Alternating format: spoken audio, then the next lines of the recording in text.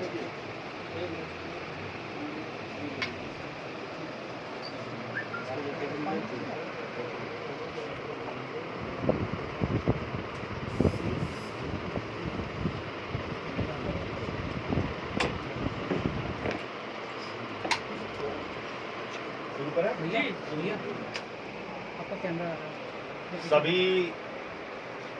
पत्रकार बंधुओं को मेरा नमस्कार।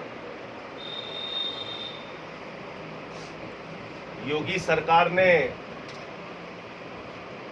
उत्तर प्रदेश के अलग अलग जिलों में मेरे खिलाफ एफआईआर दर्ज करा दी है। आज आम आदमी पार्टी का कार्यालय भी बंद करवा दिया, वहां भी ताला लगवा दिया। मेरा जुर्म क्या है? मेरा अपराध क्या है? मेरा अपराध यह है कि मैंने उत्तर प्रदेश में ब्राह्मणों के खिलाफ हो रहे अत्याचार का मुद्दा उठाया। मैंने उठाया कि ब्राह्मणों के साथ किस तरीके से अन्याय हो रहा है, अत्याचार हो रहा है उत्तर प्रदेश के अंदर। मैं गया था इलाहाबाद, प्रयागराज के अंदर एक वैद्य परिवार के 4 लोगों की गला काट के हत्या कर दी गई। ये मुद्दा उठाना गलत है क्या? अगर आपकी सरकार में ब्राह्मणों की हत्याएं हो रही हैं, उनके ऊपर जुल्म हो रहा है, अन्याय हो रहा है, अत्याचार हो रहा है, यह मुद्दा उठाना अपराध है क्या? आप मुकदमे लिख के मेरी आवाज को दबाना चाहेंगे योगी जी? उसको रोकने की कोशिश करना चाहते हैं? मेरे पास ब्राह्मण समाज के तमाम लोगों के फोन आए। यूजन ब्राह्मण सभा के अध्यक्ष आशुतोष पांडे जी ने फोन किया। मुझसे बोले जो कुछ भी आप कह रहे हैं सच कह रहे हैं, अन्याय हो रहा है, अत्याचार हो रहा है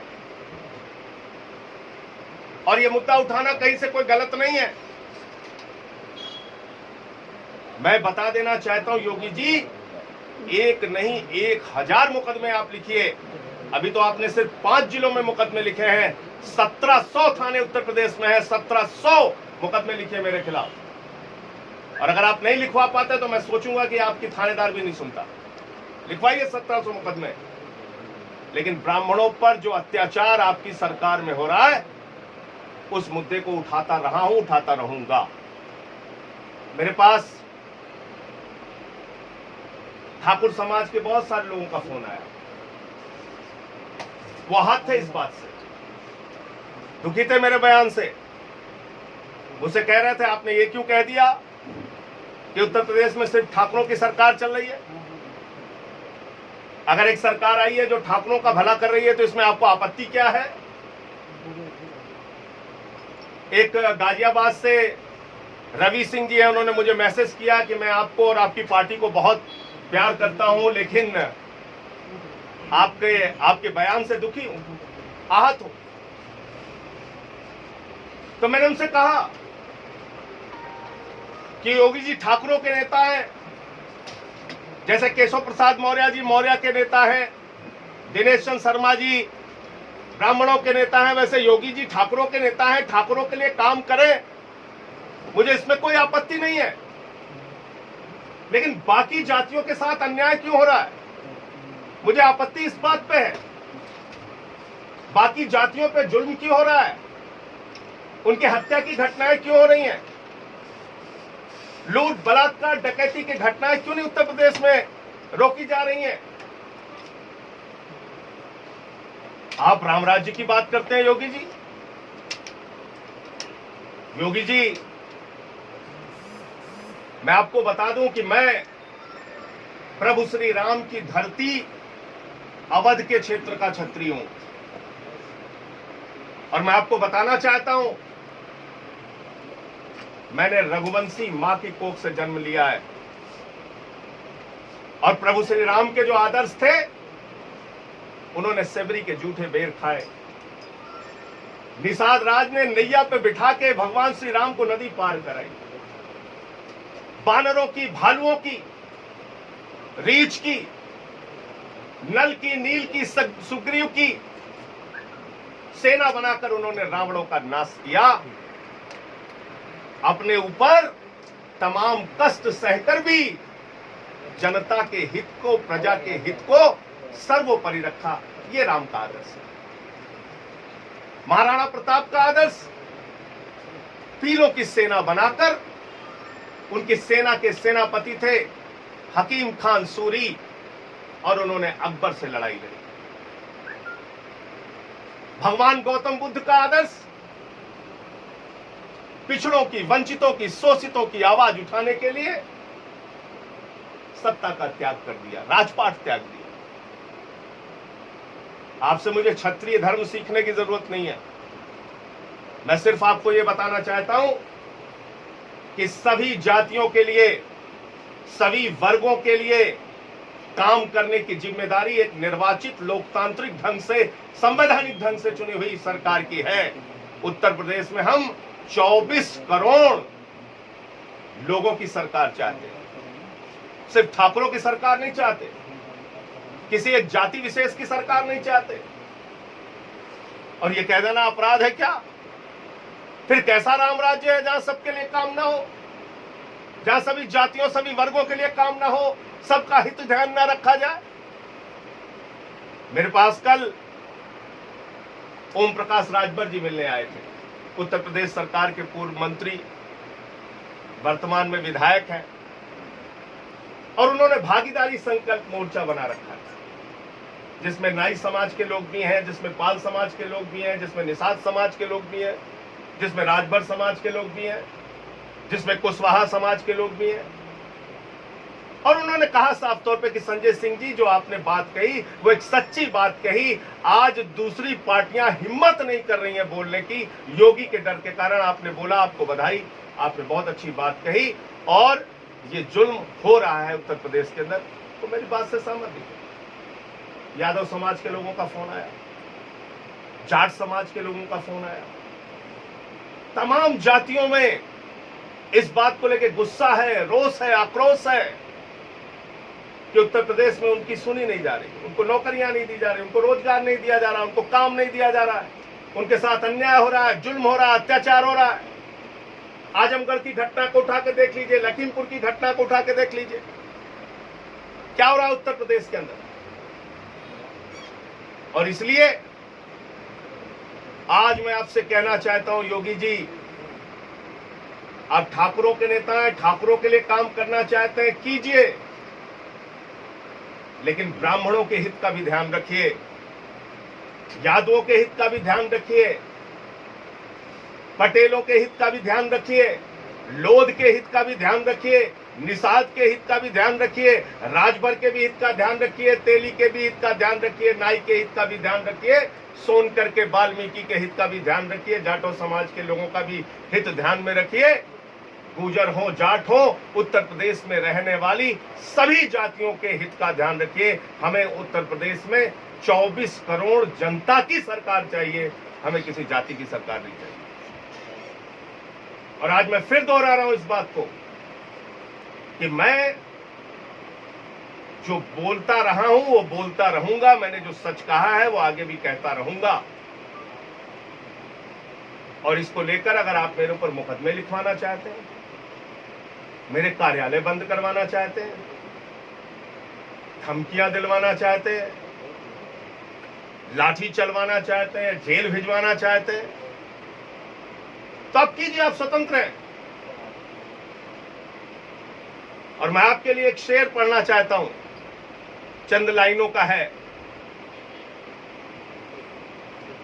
और मैं समझता हूं कि वो आज के समय में बहुत प्रासंगिक है, आपके ऊपर बिल्कुल फिट बैठता है।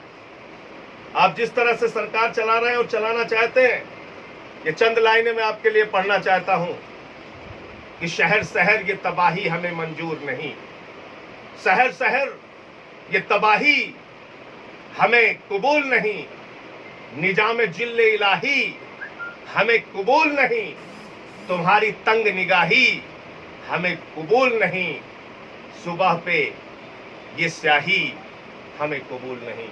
योगी जी, आप अपना जुल्म, अपनी जाति, अपना अन्याय, अपना अत्याचार जितना करना चाहते हैं जारी रखिए। आपके सरकार की कार्यप्रणाली को मैं देख रहा हूं। इंस्पेक्टर सुबोध सिंह की हत्या हो जाती है, हत्यारे जमानत पर रिहा हो जाते हैं, माला पहन के उनके परिवार को चिढ़ाते हैं, व्यवस्था को चिढ़ाते हैं, और जो उसके मुख्य आरोपी हैं उनको भारतीय जनता पार्टी अपना महामंत्री बना देती है। अब हमसे सवाल कर रहे हैं, उनके लिए न्याय मांगने कौन सामने आया, किसने आवाज उठाई? इसलिए उत्तर प्रदेश में जो जंगल राज चल रहा है, आज आपके राज्य में पुलिस सुरक्षित नहीं, पत्रकार सुरक्षित नहीं, व्यापारी सुरक्षित नहीं, बेटियां सुरक्षित नहीं, सिर्फ अपराधी सुरक्षित है, नेता सुरक्षित है। ये ऐसी सरकार अगर आप चलाना चाहोगे और सोचते हो कि संजय सिंह खामोश चुपचाप घर बैठ जाएंगे और आप हमारा कार्यालय बंद करके हमें रोक लोगे, तो ये आवाज रुकने वाली नहीं है। आपके खिलाफ लगातार ये जंग जारी रहेगी। मेरे साथ ब्रिज कुमारी जी भी हैं जिन पे मुकदमा लिखा गया, सवाजीत जी भी हैं जिन पे मुकदमा लिखा गया। ये तो इतने पत्रकार बैठे हैं, पूछिए, इन्होंने तो एक शब्द भी नहीं बोला, एक शब्द पत्रकार वार्ता में नहीं बोला, इन पे भी FIR लिख रहा है। ये बचकाने खेल खेलना बंद कीजिए योगी जी। जो कार्रवाई करना है सामने से आके कार्रवाई करो। मैं लखनऊ में बैठा हूं, जेल भेजना है जेल भेजो, मुकदमे और लिखना है लिखो, लाठी चलाना है चलाओ, जो मर्जी आए करो, लेकिन सच की आवाज जारी रहेगी, वो चुप होने वाली नहीं है, बंद होने वाली है। मैं बहुत आभार व्यक्त करता हूं एक साहसिक, एक बहादुर पूर्व IAS अधिकारी सूर्य प्रताप सिंह जी को इसलिए आभार देना चाहता हूं कि आज वास्तव में मेरे पास कोई कार्यालय का इंतजाम नहीं था। कहां प्रेस कॉन्फ्रेंस करता, ये थोड़ी चिंता में पड़ गया था जरूर। इनका तुरंत फोन आया मेरे पास, बोले आप चिंता मत कीजिए, हमारा घर आपका घर है, आइए आप अपना पार्टी दफ्तर भी यहां बना लीजिए और प्रेस कॉन्फ्रेंस भी यहीं से कीजिए। मैं बहुत आभार व्यक्त करता हूं। इनका भी उत्पीड़न होता है, इन पे भी मुकदमे लिखे जाते हैं, क्योंकि कभी ये कोई सच की बात बोल देते हैं तो योगी जी इन पे FIR दर्ज कराते हैं। ये FIR खेलना बंद करो और जनता के लिए काम करो योगी जी। ऐसे मत सोचो कि ये तुम्हारी डंडेशाही से और तानाशाही से सारे लोग डर जाएंगे। तो मैं आदरणीय सूर्य प्रताप जी से अनुरोध करूंगा कि वो भी आपके सामने अपने कुछ विचार रखें। सर, स्वीकार कर लिया आपने पार्टी कार्यालय इसके अभी अब बोल देंगे। सर इधर आ जाइए बीच में। अरे बैठिए, अरे आप बैठो।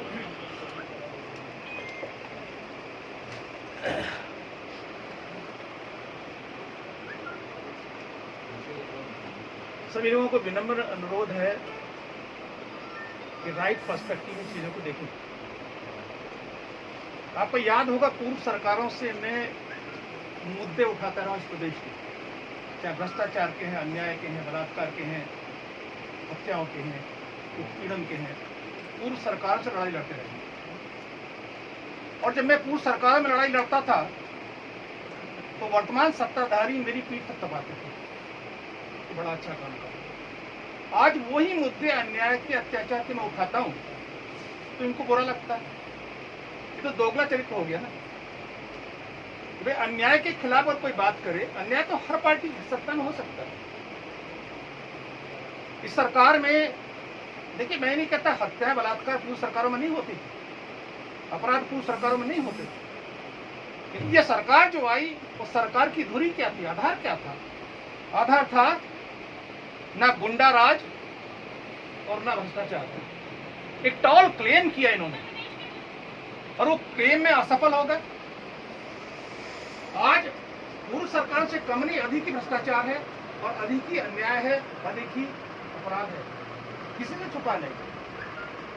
तो अगर आप कहते हो कि हमारे यहाँ अपराध नहीं है, हमारे यहाँ भ्रष्टाचार नहीं है, तो कब तक झूठ बोलोगे? आज नहीं तो कल उजागर होना है। आज का वाकया देखिए, आपको पता ही है मेरे खिलाफ इन्होंने 2 FIR दर्ज की और मुद्दे बहुत सिंपल थे। कोरोना पे जांचों पे मुद्दा उठाया, उसके बाद चाइनीज इलेक्ट्रिक मीटर जो घर में लगते हैं उनका मुद्दा उठाया, और दोनों मुद्दे जनता के मुद्दे थे। तो मेरा व्यक्तिगत निजी मामला नहीं था, तो जनता के मुद्दों पे FIR दर्ज की। और रात में फिर मेरा घर पे आके इन्होंने, आप जानते ही हैं सारा चीज पब्लिक डोमेन में है। जो आदरणीय संजय सिंह जी सांसद साहब जो मुद्दे उठा रहे हैं वो वही मुद्दे हैं जो मैं भी उठाता रहा हूं। ये थोड़ा और जोर शोर से उठा रहे हैं, ये गांव गांव गली गली घूम रहे कोरोना में भी। आज जब मुझे पता चला, तो इन्होंने तो चुनौती दी है कि भाई किसी भी थाने में कहीं भी FIR दर्ज कर दो। तो मुझे पता चला कि इनका कार्यालय ही बंद कर दिया गया और इनको स्थान नहीं कहीं, तो मैंने इनको फोन किया। उत्तर प्रदेश में अन्याय के खिलाफ आवाज उठाने वाले हर पार्टी, हर व्यक्ति का हक है वो सूर्य प्रताप सिंह घर आके प्रेस कॉन्फ्रेंस करे, कार्यालय खोले। मैं तो यहां तक कहता हूं, अगर केशव मौर्य जी को लगता है कि भाजपा के अंदर उनके साथ न्याय नहीं हो रहा है, वो भी आ जाए और यही कार्यालय खोल ले, यही कर ले प्रेस कॉन्फ्रेंस। मैं तो ये भी ऑफर कर रहा हूं, जो भी लोग किसी भी सरकार के विरुद्ध, अन्याय के विरुद्ध सरकार जो काम नहीं, जो सता रही है लोगों को, उस पर आवाज उठाना चाहते हैं, उन सबका स्वागत है। मैं तो लड़ ही रहा हूं, मुझे लगता है अकेले लड़ाई लड़ना बहुत मुश्किल है। तो जितने भी छोटे बड़े दल हैं, जितने भी छोटे बड़े संगठन हैं, वो सब एक साथ एकजुट हों और आवाज उठाएं अन्याय के खिलाफ। बलात्कार हो उसके खिलाफ आवाज उठाएं, उत्पीड़न हो उसके खिलाफ उठाएं। आप जानते हैं CRB के आंकड़े के हिसाब से उत्तर प्रदेश नंबर 1 है महिलाओं के उत्पीड़न के मामले में। अब प्रायोजित करके आप अपने स्वयं को नंबर 1 डिक्लेयर करा लें, वो अलग बात है, वो आपके स्वयं के लिए बहुत खुशी की बात हो सकती है, लेकिन जनता तो सब जानती है ना, सब देखते हैं। आज 19 जिलों में बाढ़ क्षेत्र में आप जाके देखिए, सरकार ने ट्वीट किया खुद कि करीब 463 गांव मेरून हैं, अलग थलग पड़े हुए हैं, और उसमें समाधान नहीं बताया। उन्होंने बताया इतने बाढ़ पीड़ित हैं, इतना मेरून है।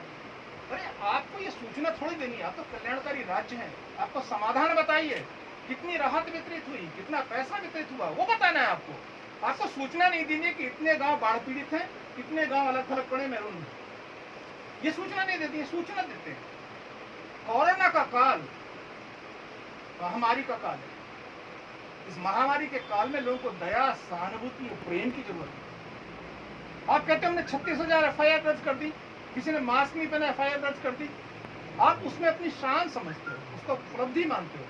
कोरोना में उपलब्धि FIR की संख्या नहीं है, कोरोना में उपलब्धि आपकी है कितने टेस्ट कराए, कितने लोगों को इलाज मिला। 2 लाख बेड की बात कर दी है सरकार, 1 मिनट और ले रहा हूं आपकी, 2 लाख बेड हैं कोरोना से। तो लखनऊ में 2000 क्यों? पिछहत्तर जिले हैं, प्रोपोर्शनेटली लखनऊ में सब सुविधाएं हैं, PGI है, मेडिकल कॉलेज है, सारे बड़े बड़े अस्पताल हैं, तो यहाँ 2000 बेड, 6 घंटे से 8 घंटे तक एम्बुलेंस में मरीज इंतजार करता रहता है, बेड नहीं मिलती है।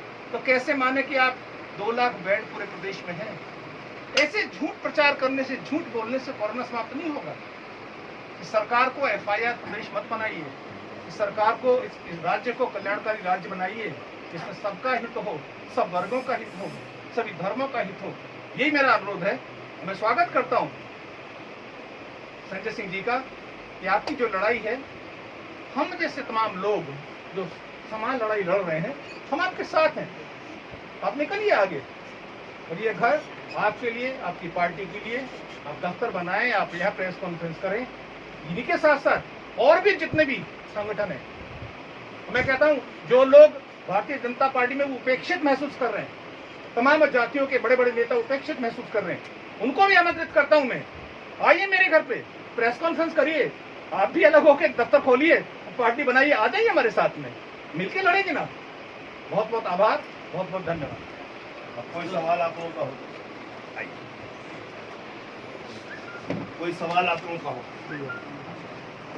ये दफ्तर क्यों बंद कराया है? दफ्तर बंद कराने की कोई वजह बताइए।